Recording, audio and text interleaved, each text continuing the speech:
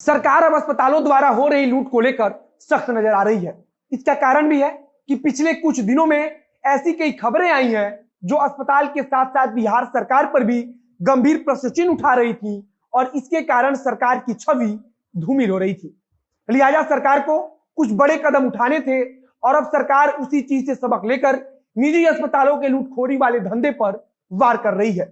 मामला राजधानी पटना का है, जहां मनमानी ढंग से एक निजी अस्पताल द्वारा इलाज के नाम पर रुपया लेकर मरीजों के मजबूरी का फायदा उठाया जा रहा था। इसके पहले निजी अस्पतालों के रवैये को लेकर भी बिहार में एक लंबी बहस चली।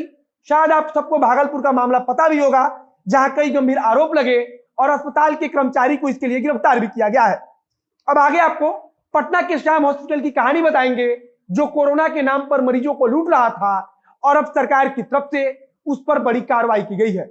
नमस्कार, मेरा नाम है मोहित कुमार सिंह और आप देख रहे हैं जनता जंक्शन का विशेष कार्यक्रम एक्सप्लेनर।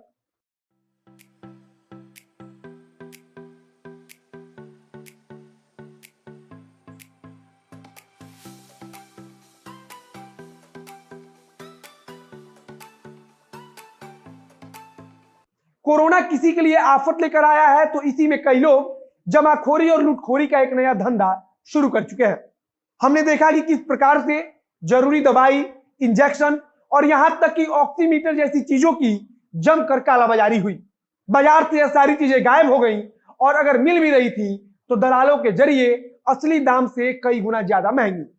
सरकार की तरफ से जमाखोरी रोकने का प्रयास शुरू हुआ और इसके लिए सरकार ने कई टीमों का गठन किया, जिसे आमतौर पर हम धावा दल बोलते हैं। इस टीम का काम होता है कि अगर कहीं से जमाखोरी या फिर गलत काम करने की खबर आए तो वहां जाकर टीम छापा मारती है और रंगे हाथों उन्हें पकड़ने का प्रयास करती है। पटना के पारस अस्पताल में क्या कुछ हुआ, उसकी चर्चा तो बिहार में पिछले कुछ दिन से लगातार हो रही है। खैर, फिलहाल हम बात करते हैं श्याम हॉस्पिटल के बारे में, जिसने लूटने का पूरा प्लान बना रखा है। पटना स्थित श्याम हॉस्पिटल में कोरोना के नाम पर मरीजों को लूटने का खेल चल रहा था। बिहार सरकार की तरफ से निजी अस्पतालों का रेट तय किया गया है कि निजी अस्पताल मरीजों से किसी चीज के एवज में तय रुपया ही लेंगे, लेकिन निजी अस्पताल सरकार के आदेश और नियमों को एक कान से सुनकर दूसरे कान से निकाल देते हैं। आप मानवता की लाख दुहाई दे लीजिए, लेकिन इंसान के रूप में अस्पताल के अंदर खड़े दानव आपकी एक सुनने वाले नहीं है। मैं आपको पहले साफ कर दूं कि निश्चित रूप से कुछ ऐसे लोग हैं जिनको अगर भगवान भी कहा जाए तो किसी को कोई दिक्कत नहीं होनी चाहिए, लेकिन उनकी संख्या बहुत कम है और उनकी भी छवि को कुछ दलाल प्रवृत्ति के लोगों ने धूमिल कर दिया है।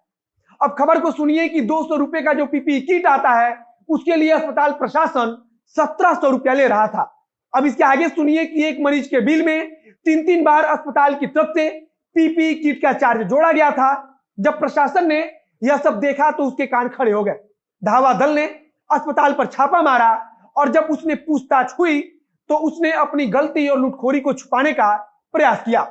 मजिस्ट्रेट की तरफ से कई बार अस्पताल प्रशासन से डॉक्यूमेंट्स की मांग की गई, लेकिन वह किसी प्रकार का डॉक्यूमेंट्स देने से बच रहे थे। प्रशासन ने समझ लिया कि यह अस्पताल कुछ खेल जरूर कर रहा है।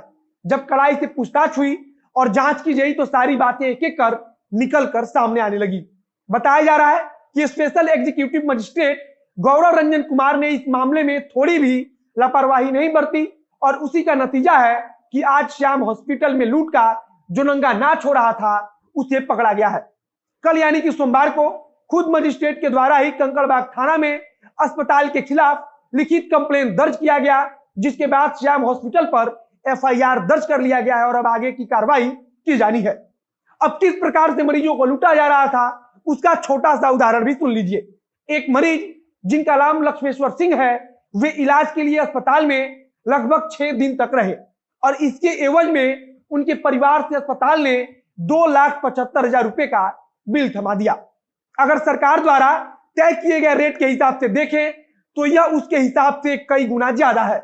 एक और मरीज जिनका नाम राम कुमार है और उन्होंने अस्पताल में 4 दिन तक इलाज कराया और इसके बदले में अस्पताल की तरफ से 1,50,000 रुपया वसूला गया।